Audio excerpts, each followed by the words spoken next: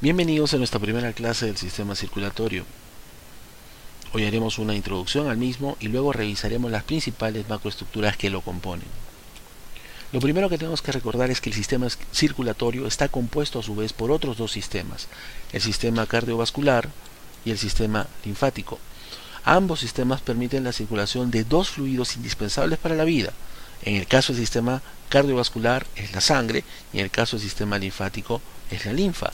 Es por eso que haremos una breve revisión de los principales componentes de la sangre.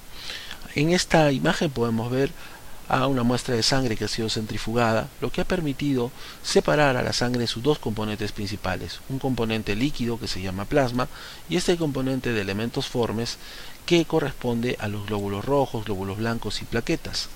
Sabemos muy bien que el componente principal de los elementos formes, el más abundante, son los glóbulos rojos. Es por eso que en la práctica este componente se denomina hematocrito. El plasma, como vemos, tiene un gran contenido de agua, pero son aquellos solutos que están disueltos en ella los que van a determinar las múltiples funciones que cumple el sistema cardiovascular a través de la sangre. Por ejemplo, el fibrinógeno participa en la coagulación, la albúmina determina la presión oncótica que mantiene al agua dentro de los vasos. Las globulinas, como las inmunoglobulinas, participan en la defensa del organismo. Los nutrientes, por supuesto conocidos, glucosa, lípidos y aminoácidos, indispensables para el metabolismo celular. Sustancias como las hormonas que permiten la comunicación entre célula y célula a larga distancia. Tenemos la eritropoyetina, la insulina, entre otras. Electrolitos que participan en múltiples funciones y características de los líquidos corporales. El sodio, por ejemplo, es el determinante principal de la tonicidad del líquido extracelular. El potasio es indispensable para las células excitables y el calcio, por supuesto, con su papel para la contracción muscular. La linfa tiene una composición más variable con respecto a la sangre. Si bien tiene un gran contenido de agua, sus sólidos son variables dependiendo de dónde venga la linfa. Así es, la linfa no es la misma en todas las partes del cuerpo. Si proviene de los intestinos, del tracto gastrointestinal, va a tener un aspecto lechoso por el gran contenido en grasas que tiene. Las proteínas son variables también, las grasas, como vimos, del 5 al 15%, la glucosa está un poco por encima de lo normal y tiene componentes como urea, creatinina, cloro, fosfato y calcio, así como enzimas y anticuerpos que participan en la respuesta inmunológica. Las células que podemos observar en el sistema linfático son linfocitos. Acá no vemos glóbulos rojos. Nos damos cuenta entonces que la linfa tiene un componente o una función inmunológica sumamente importante. En esta imagen vemos cómo vemos una muestra de linfa en un tubo de ensayo con un aspecto netamente lechoso que proviene del conducto torácico. Como dijimos, la composición de la linfa depende principalmente del lugar de donde provenga.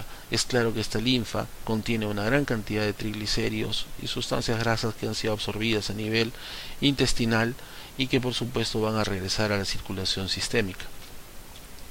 Acá tenemos un resumen de las principales funciones del sistema circulatorio y ampliaremos lo siguiente.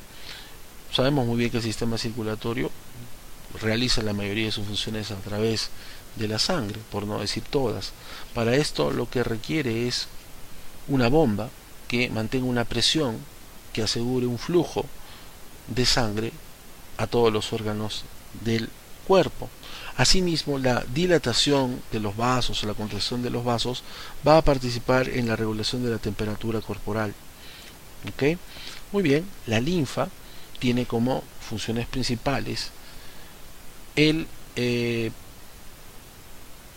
hacer regresar el exceso de líquido intersticial a la circulación sistémica. Asimismo, como hemos visto, contiene linfocitos, principalmente cuando esta linfa proviene de los ganglios linfáticos, que es una red por la que va a pasar la linfa antes de llegar a la circulación sistémica, donde se va a producir una respuesta inmunológica. Y también, como vimos, el aspecto lechoso corresponde a la gran cantidad de triglicéridos que son absorbidos en el tracto gastrointestinal. Muy bien, el sistema circulatorio, por supuesto que participa en la homeostasis, está clarísimo, porque va a determinar la composición del medio interno.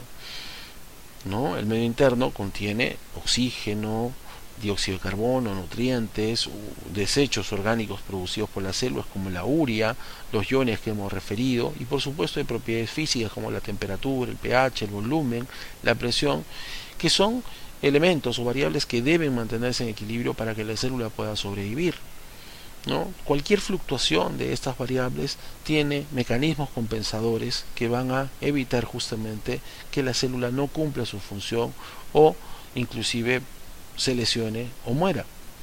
¿Correcto? En esta imagen podemos ver cómo el líquido intersticial, que como sabemos es el líquido que baña a las células, es lo que llamamos medio interno. La composición de este líquido intersticial depende del sistema cardiovascular, ¿sí? Por ejemplo, acá podemos darnos cuenta cómo el tracto gastrointestinal entrega nutrientes y agua que ingresan a la circulación y pueden interrelacionarse con el líquido intersticial y por lo tanto también con las células. Por ejemplo, la célula, que como sabemos ejerce un metabolismo, va a producir también sustancias de desecho. Las sustancias de desecho principales son el dióxido de carbono y solutos como por ejemplo la urea, que van a dirigirse a órganos donde van a ser eliminados. En el caso del dióxido de carbono van a ser los pulmones y en el caso de la urea van a ser los riñones. Asimismo vemos cómo los pulmones entregan oxígeno a la sangre para que la célula pueda ejercer sus funciones metabólicas. Y el papel termorregulador del sistema circulatorio claramente se describe acá. Existen vasos a nivel de la piel cuya contracción o dilatación permitirán la conservación del calor en el caso de vasoconstricción o la eliminación del mismo en el caso de la vasodilatación. Está claro entonces que el sistema circulatorio es indispensable para la homeostasis celular. En esta imagen vemos cómo el sistema circulatorio se interrelaciona con otros dos sistemas, con el sistema respiratorio, con el sistema urinario. Sabemos claramente que la respiración implica el ingreso de oxígeno hacia los pulmones, el que va a ingresar a la sangre y va a llegar a la célula para su metabolismo. Esta a su vez, producto de ese metabolismo, elimina CO2 y sustancias que no pueden ser eliminadas por los pulmones como la urea y la creatinina. El CO2 regresa por la sangre y es exhalado a través de los pulmones. La urea y creatinina, por ejemplo, ingresan también a la sangre, pero como no pueden ser eliminados en los pulmones, se eliminan en el sistema urinario. ¿Correcto? Entonces acá podemos ver claramente la función de transporte que tiene el sistema circulatorio y su interrelación con, por ejemplo, el sistema urinario y el sistema respiratorio. ¿Por qué tenemos que estudiar el sistema circulatorio? Está claro en este cuadro como la principal causa de muerte en el mundo, en este caso un cuadro, datos del 2012, fue la cardiopatía isquémica y es todavía la cardiopatía isquémica, seguida de los accidentes cerebrovasculares. Ambas patologías se caracterizan por lesiones vasculares en los vasos, ya sea coronarios o vasos cerebrales, que usualmente están asociados a una enfermedad que se llama aterosclerosis. Es indispensable entonces el conocer adecuadamente las funciones y las alteraciones de las funciones del sistema circulatorio para todo aquel profesional que vaya a atender pacientes en un futuro. Muy bien, cuando hablamos del sistema cardiovascular hablamos de su organización. Lo primero que tenemos que fijar es que el sistema cardiovascular está compuesto por el corazón y los vasos. El corazón es una bomba electromecánica. ¿Qué significa electromecánica? Que para que pueda funcionar necesita un estímulo eléctrico, como veremos más adelante. Los vasos van a encargarse del transporte, de la distribución de la sangre, ya sea del corazón hacia los tejidos o de los tejidos hacia el corazón. A nivel del capilar, como vemos acá, se produce el intercambio de oxígeno y de nutrientes y también la entrega, por supuesto, de sustancias de desecho a la sangre. Muy bien, como vemos acá también, el corazón y los vasos se pueden autorregular, pueden producir una serie de sustancias que modifican, por ejemplo, el diámetro o su actividad, tienen estímulo extrínseco, neural de tipo simpático y parasimpático, y por supuesto también tienen una regulación hormonal, que principalmente está relacionada con el sistema renina-angiotensina-aldosterona. Todo esto lo veremos en detalle en clases subsiguientes. Ok, otro dato o otra característica básica que tenemos que conocer del sistema cardiovascular es que está compuesto por dos circuitos y por dos bombas. Vamos a revisarlo a continuación. Nos damos cuenta acá, si tomamos como punto de partida al ventrículo izquierdo, que vendría a ser la bomba de uno de los circuitos del sistema cardiovascular, que el ventrículo izquierdo bombea sangre a través de la válvula aórtica, que va a ingresar a la aorta y todas sus ramas, y va a distribuirse en todos los órganos del cuerpo excepto los pulmones. Toda esta sangre que llega a las células de estos órganos obviamente va a ser modificada porque se va a utilizar el oxígeno, los nutrientes, y en ella se van a vertir productos de desecho que van a ser recogidos por las venas sistémicas, que a través de las venas cavas regresarán a la aurícula derecha en el corazón. Entonces, este circuito sistémico se inicia en el ventrículo izquierdo y termina en la aurícula derecha. Muy bien. La sangre que llegó a la aurícula derecha, que es sangre pobremente oxigenada y con muchas sustancias de desecho, pasa al ventrículo derecho a través de la válvula tricuspidia, y el ventrículo derecho, al contraerse, hace que esta sangre pase a la arteria pulmonar, se distribuye en los pulmones, donde será oxigenada y podrá eliminar el CO2, y luego esta sangre rica en oxígeno pasará a las venas pulmonares, que finalmente regresarán a la aurícula izquierda. Acá vemos entonces otro circuito que se inicia en el ventrículo derecho y que termina en la aurícula izquierda. Estamos hablando del circuito pulmonar o circuito menor. Muy bien, continuamos. Ok, desde el punto de vista de anatomía de superficie es sumamente importante recordar los siguientes parámetros. De lejos, el parámetro más importante en la anatomía de superficie es el ángulo esternal o ángulo de Lewis. Esta es una prominencia que se forma por la unión del manubrio con el cuerpo del esternón, donde se articula la segunda costilla o el cartílago de la segunda costilla. Este punto es sumamente importante porque nos permite no solamente reconocer a la segunda costilla, sino a los espacios intercostales, que nos permitirán, por ejemplo, el ubicar los focos de ocultación, lugares donde se hacen procedimientos como por ejemplo toracocentesis o drenajes torácicos. Entonces es indispensable para la actividad clínica futura de todo estudiante. Muy bien, asimismo, el ángulo esternal nos permite dividir al mediastino. Si nosotros trazamos un plano que va desde el ángulo esternal a través de la cavidad torácica, este plano, pasará a través de la cuarta y quinta vértebra torácica y dividirá el mediastino en un mediastino superior y un mediastino inferior, que a su vez se subdividirá en un mediastino anterior, medio y posterior. ¿Correcto? Esto es importante, ¿por qué?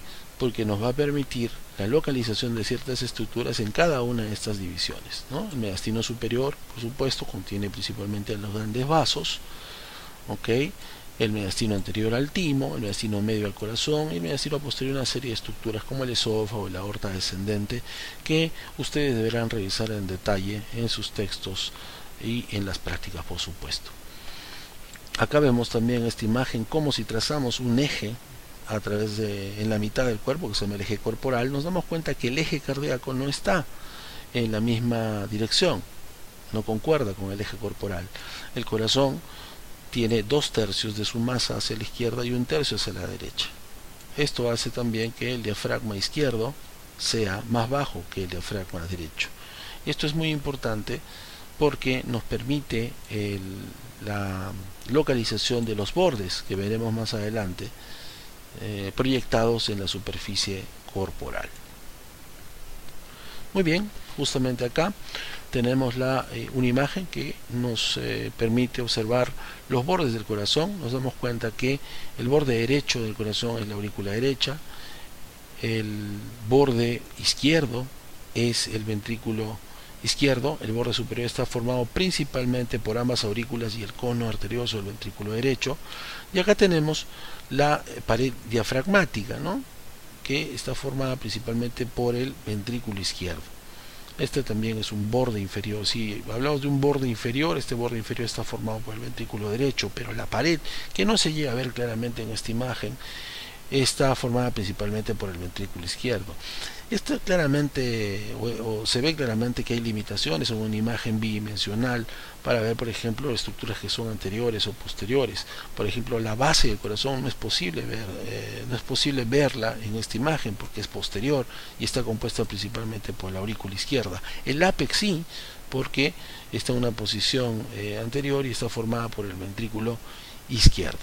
Entonces, vamos a revisar en la siguiente imagen cómo estos bordes se pueden proyectar en la superficie corporal, en este caso en la superficie torácica anterior. Vamos a establecer 4 puntos señalizados como A, como B, como C y como D. El borde derecho del corazón se proyecta desde el borde superior del tercer cartílago costal derecho hasta el sexto cartílago costal derecho, justo a la derecha del esternón. Perfecto. Muy bien, desde este punto, desde B hasta C, tenemos al borde inferior. Se proyecta entonces desde el sexto cartílago costal hasta el ápex cardíaco, que se encuentra en el quinto espacio intercostal a la altura de la línea medioclavicular. Muy bien, ahora tenemos al borde izquierdo. El borde izquierdo se extenderá desde el ápex hasta el borde inferior del segundo cartílago costal izquierdo, justo a la izquierda del esternón. Y finalmente tenemos el borde superior, que va desde este punto, borde inferior del segundo cartílago costal izquierdo, hasta el borde superior del tercer cartílago costal derecho. Hemos establecido entonces las proyecciones de los bordes cardíacos, o la denominada área cardíaca, sumamente importante para, por ejemplo, la auscultación de ciertas zonas a nivel cardíaco, y también para establecer la posibilidad de una lesión por una arma penetrante localizada en el tórax anterior. Continuemos.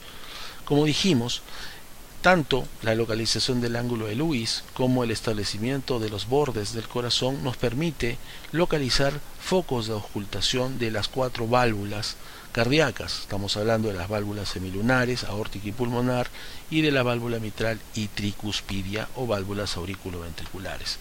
Nos damos cuenta que estos focos no están localizados anatómicamente en el mismo sitio donde se encuentran las válvulas, sino son zonas de proyección de la sangre que atraviesa estas válvulas.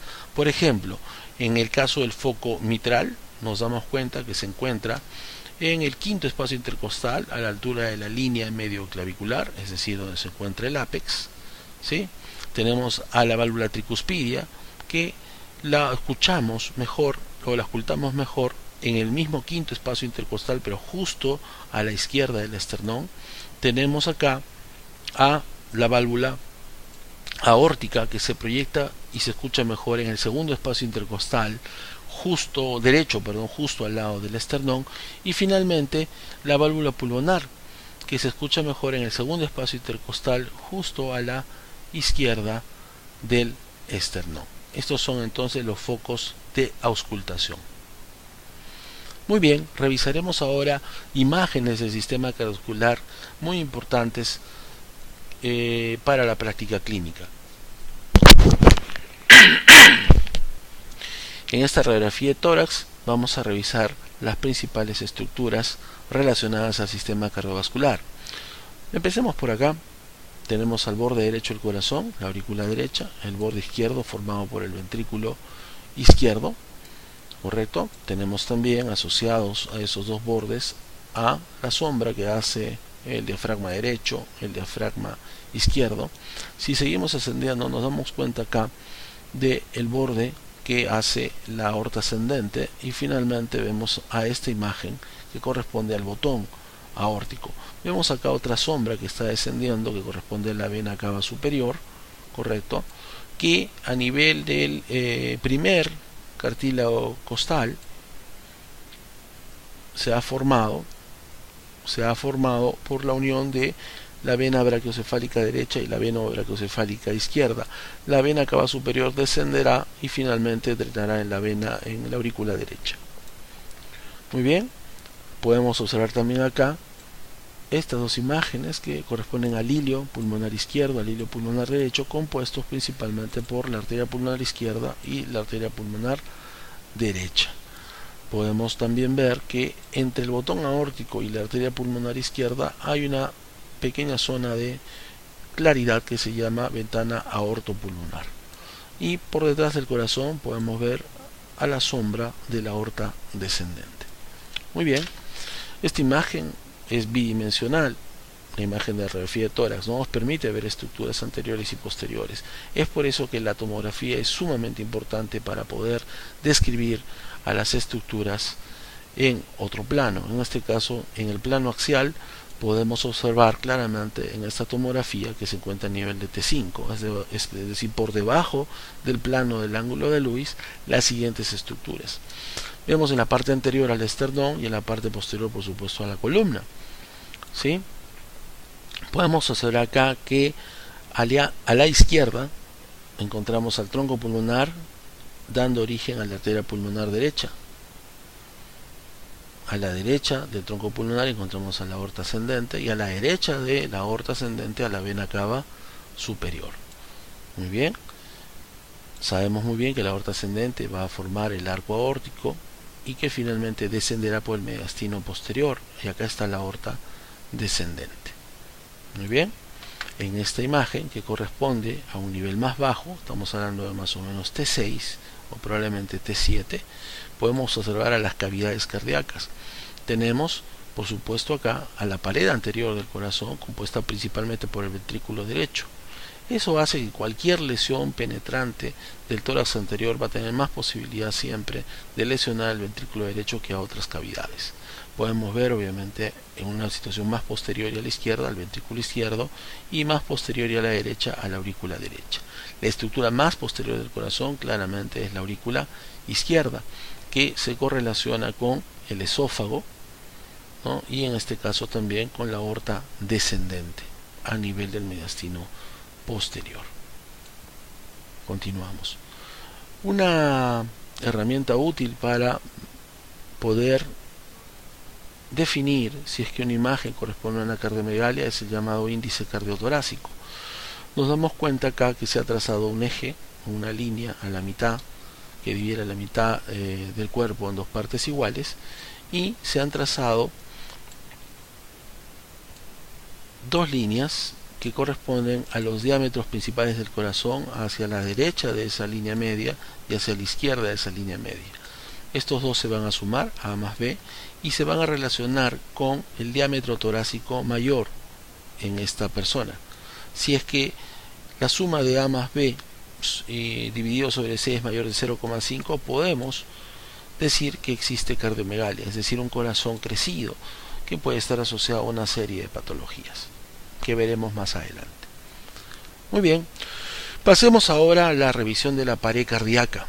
Empezamos por el pericardio. El pericardio que estamos observando acá es el pericardio fibroso. Esta estructura envuelve al corazón, lo protege y lo fija, como nos damos cuenta acá. Tiene una fijación muy fuerte hacia el centro fibroso del diafragma. Nos damos cuenta que por encima del pericardio fibroso están pasando los vasos, los nervios frénicos y los vasos también cardiofrénicos. ¿De acuerdo? Muy bien. En esta imagen podemos darnos cuenta de cómo el pericardio fibroso se continúa también con la adventicia de los vasos, y cómo existe un pericardio seroso. ¿Sí? Es una capa compuesta por células mesoteliales, que es una reflexión acá, y que forma una capa parietal de ese pericardio seroso que está en contacto con el pericardio fibroso, y una capa visceral de este pericardio seroso que está en relación con el miocardio. Esta capa visceral del pericardio seroso, que se llama epicardio, junto con el miocardio, que es la masa muscular y la capa más gruesa de la pared cardíaca, y el endocardio, forman justamente a la pared cardíaca. ¿Correcto? Muy bien. Entonces no olvidemos que el pericardio fibroso va a proteger y sujetar al corazón, va a evitar también su sobredistensión, y no nos olvidemos también que gracias a este pericardio seroso existe acá una pequeña cantidad de líquido que se llama líquido pericárdico, que son 15 a 50 mililitros de fluido, que van a evitar la fricción del corazón con el pericardio y por supuesto su irritación y lesión posterior. Es importante también recordar lo siguiente, que nosotros podemos estar frente a patologías en las que el espacio pericárdico está formado por el pericardio seroso parietal y el visceral, ¿sí? Puede estar ocupado por una gran cantidad de líquido, que puede ser sangre, y que puede comprimir y evitar la función adecuada del corazón. Es por eso que el conocer anatomía, como por ejemplo los márgenes costales, el apéndice sifoides y este ángulo sifocostal, nos permitiría hacer este procedimiento que se llama pericardiocentesis. Se introduce una aguja por el ángulo sifocostal izquierdo dirigido hacia el hombro y podríamos ingresar al espacio pericárdico para extraer la sangre que está comprimiendo al corazón. Esta patología se denomina taponamiento cardíaco. Muy bien, hablemos ahora de las características externas del corazón. Como nos damos cuenta, existe una gran cantidad de grasa en la superficie del corazón, especialmente en los surcos del corazón. Existen 4 surcos que debemos recordar: el surco coronario derecho, el surco coronario izquierdo, el surco interventricular anterior y el surco interventricular posterior, que no se ve en esta imagen. Pero como se darán cuenta, existe una cantidad de grasa muy importante rodeando a los principales vasos del corazón, que son los vasos coronarios. Esto se debe a que más del 60% de la energía que utiliza el corazón deriva de los ácidos grasos y no de la glucosa. No es porque existe un exceso de colesterol, no, sino que ese acúmulo es una reserva de energía para el corazón. Podemos observar entonces externamente la presencia de los grandes vasos, con la vena cava superior siempre a la derecha de la arteria aorta, el arco aórtico con sus 3 ramas, ¿no es cierto? Y vemos acá al tronco pulmonar, que da origen a la arteria pulmonar derecha, que pasa detrás de la aorta ascendente, y a la arteria pulmonar izquierda. En una posición posterior vemos a las venas pulmonares, que se verán mejor más adelante en una visión posterior, y vemos a estas estructuras que se llaman orejuelas, ¿no? La orejuela derecha de la aurícula derecha y la orejuela izquierda de la aurícula izquierda. Estas estructuras son rezagos de las aurículas primitivas, que veremos en detalle más adelante. Acá podemos observar cómo las fibras miocárdicas están separadas cuando hablamos de fibras miocárdicas del ventrículo y fibras miocárdicas de las aurículas. Esto es importante, ¿por qué? Porque como veremos más adelante, la contracción de las aurículas y los ventrículos no se produce a la misma vez, ¿sí? Se produce de forma independiente. Es por eso que estas fibras están separadas, gracias a ¿qué? A la presencia de un esqueleto fibroso que revisaremos en una diapositiva posterior. Muy bien, justamente acá podemos observar cómo, si hacemos un corte a través del plano valvular, y esto es importante, debemos recordar que todas las válvulas del corazón se encuentran en un solo plano. Acá podemos observar a la válvula mitral, la válvula aórtica, la válvula tricuspidia y la válvula pulmonar.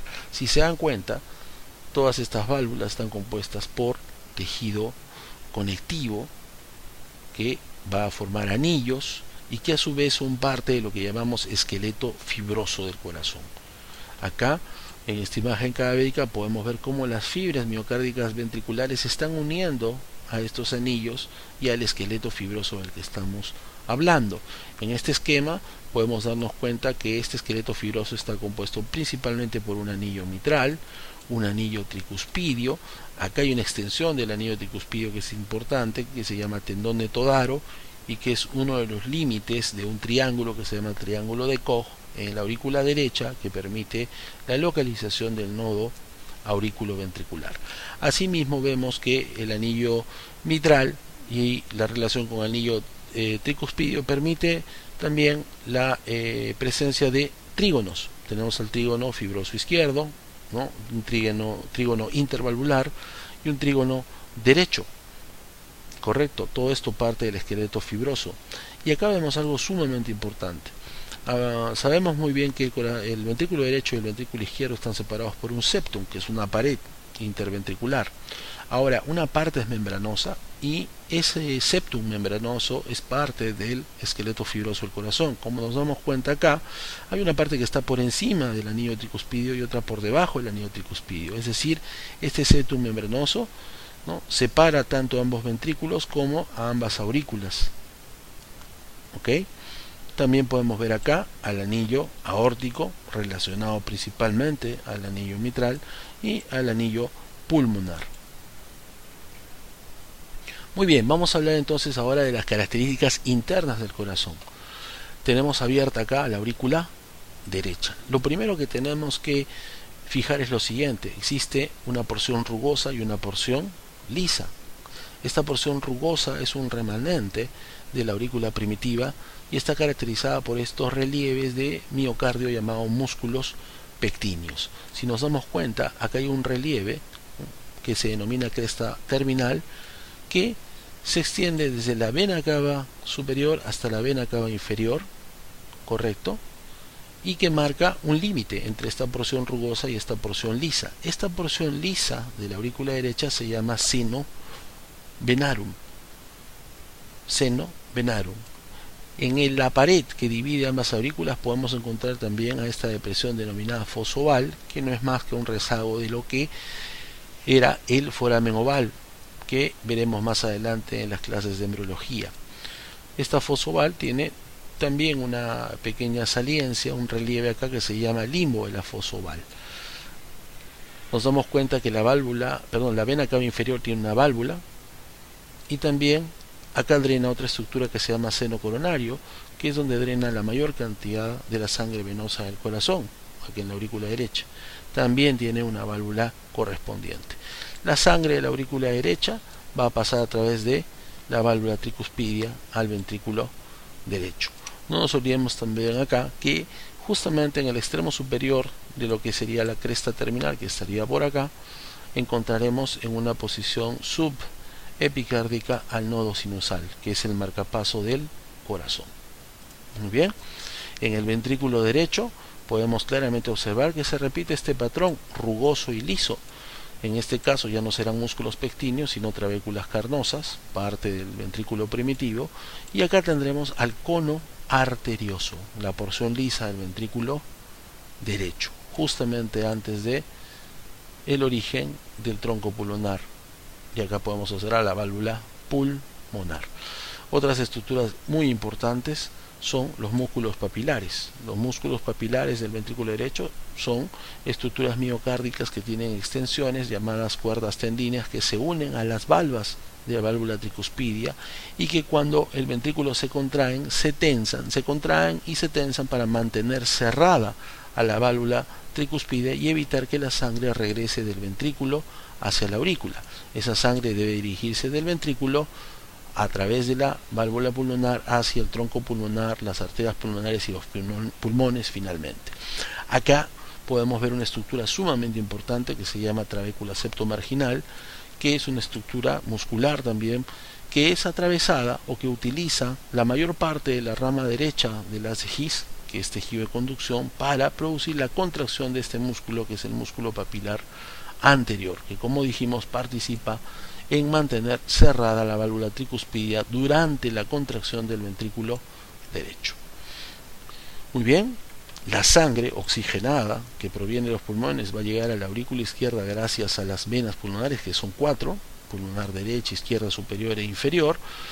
Podemos ver también que se puede observar lo que denominamos válvula del foramen oval, y también ya estamos observando a la salida de la sangre a través de la válvula mitral.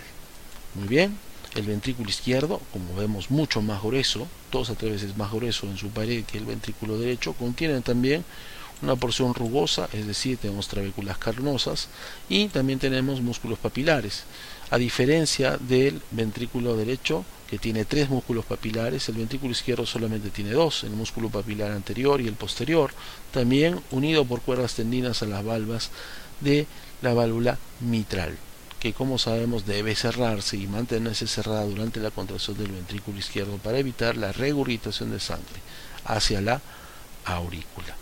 La sangre entonces va a salir a través de la válvula aórtica por la arteria aorta a todos los órganos del cuerpo excepto a los pulmones. Correcto. Y acá podemos ver un acercamiento de la estructura relacionada a la válvula aórtica. Estamos hablando del septum membranoso interventricular, que como sabemos parte del esqueleto fibroso, y por debajo vemos a quién, al septum muscular. ¿Correcto? Seguimos. Acá en esta imagen cadavérica podemos ver claramente la diferencia en el grosor del ventrículo izquierdo con el ventrículo derecho. El ventrículo izquierdo es 2 a 3 veces más grueso que el ventrículo derecho. Podemos observar el septum, que separa a ambos ventrículos, y por supuesto también podemos observar a las valvas de la válvula mitral y acá de la válvula tricuspidia, ¿no? Sus formas son claramente distinguibles. Este es media triangular y este es oval. Perfecto. Continuamos entonces. Hablemos ahora de la circulación coronaria. Las arterias coronarias son dos. Estamos hablando de la arteria coronaria derecha y la arteria coronaria izquierda. Ambas nacen de la aorta ascendente. Ambas nacen de la aorta ascendente. Entonces podemos claramente deducir que el primer órgano que recibe sangre del corazón es el mismo corazón, a través de la arteria coronaria derecha y la arteria coronaria izquierda. La arteria coronaria derecha va a transcurrir a través del surco coronario derecho y la coronaria izquierda por el surco coronario izquierdo. Revisemos las principales ramas en esta vista anterior de la arteria coronaria derecha e izquierda. La arteria coronaria derecha, un poco después de nacer, da origen a la rama del nodo sinusal. Recordemos que el nodo sinusal es el marcapaso del corazón. La arteria coronaria derecha sigue avanzando por el surco coronario derecho y da esta rama principal que se llama rama marginal derecha. Luego, esta arteria coronaria derecha da la vuelta, llega a la parte posterior del corazón y da origen, en la gran mayoría de personas, a la arteria interventricular posterior. Pero antes de eso, da una rama para el nodo auriculoventricular. Está claramente entonces visto que la arteria coronaria relacionada al sistema de conducción es principalmente la arteria coronaria derecha. Muy bien, en el caso de la arteria coronaria izquierda, sus principales ramas son la arteria interventricular anterior, o también llamada descendente anterior izquierda, que como nos damos cuenta tiene ramas septales que van a irrigar los 2/3 anteriores del septum interventricular, y tenemos a la rama circunfleja que rodea el corazón, pero justamente en la porción lateral da origen a esta rama que se llama rama marginal. Esta rama que no hemos etiquetado acá es la rama diagonal de la descendente anterior izquierda. La rama circunfleja rodea entonces al corazón, llega a la parte posterior y da origen a esta arteria que es la arteria posterior del ventrículo izquierdo. Acá tenemos un resumen, por supuesto, de las zonas de las arterias y las zonas irrigadas por las mismas, pero debemos hacer una acotación. La arteria del nodo sinusal o arteria sinoauricular nace en el 60% de las personas ¿de quién?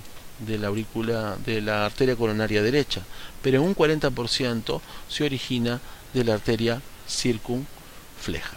Es una variante bastante común e importante para recordar. Otra cosa que debemos recordar es que el septum interventricular, como dijimos, sus 2/3 anteriores son irrigados por la descendente anterior izquierda y su tercio posterior por la arteria interventricular posterior, rama de quién?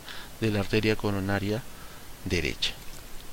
Muy bien, veremos más adelante cómo estas arterias coronarias, al obstruirse, dejan de perfundir, es decir, de irrigar a ciertas caras del corazón, lo que puede evidenciarse en alteraciones electrocardiográficas en las derivaciones correspondientes. Muy bien, en esta imagen podemos ver cómo se puede relacionar a las caras o a las diferentes caras del corazón con derivaciones electrocardiográficas. Solamente como un avance de lo que vamos a revisar en detalle más adelante, podemos decir que las derivaciones son electrodos. Estos electrodos registran la actividad eléctrica del corazón en diferentes partes o caras del corazón.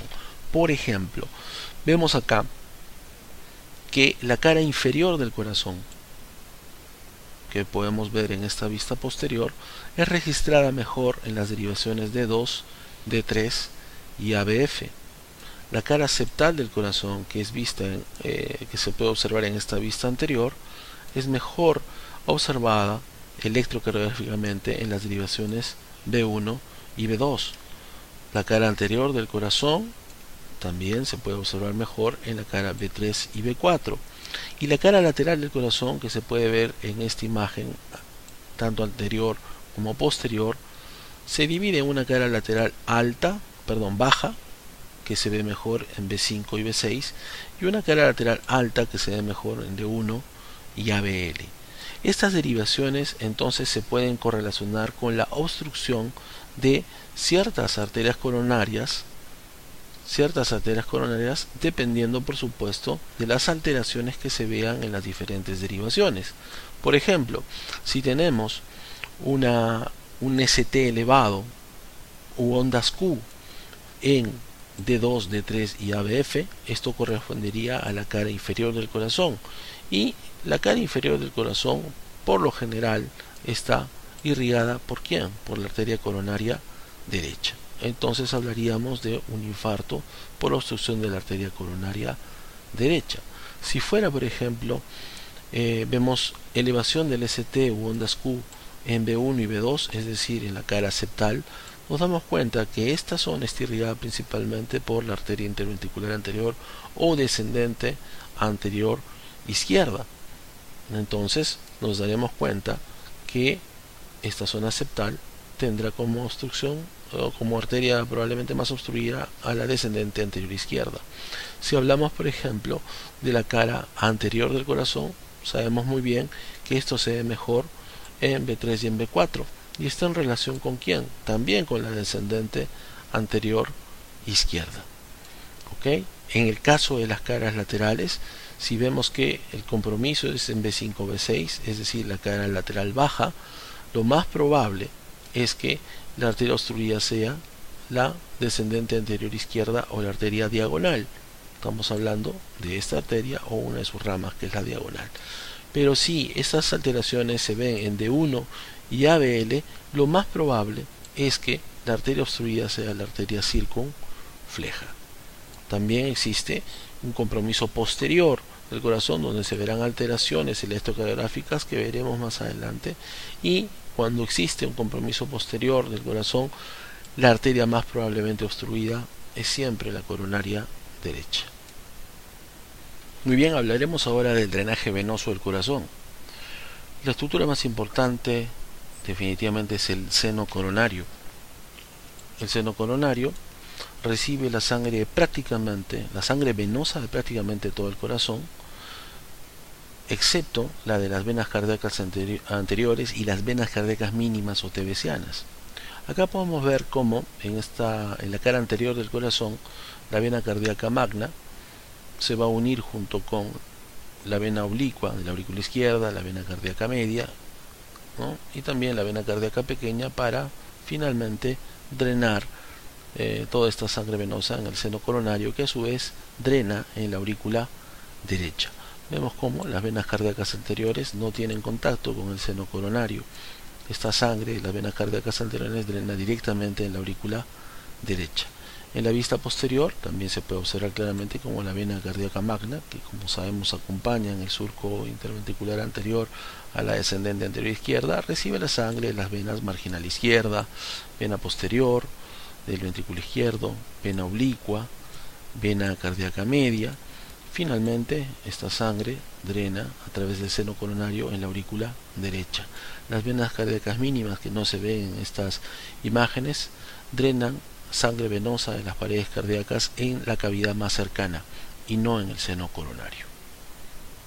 Muy bien, revisemos ahora el sistema de conducción eléctrica del corazón. Como revisamos previamente, el origen del estímulo eléctrico de esta bomba electromecánica se encuentra en el nodo sinusal. El nodo sinusal es un acúmulo de cardiocitos de conducción especializados en la generación de un impulso eléctrico a través de este sistema que revisaremos a continuación.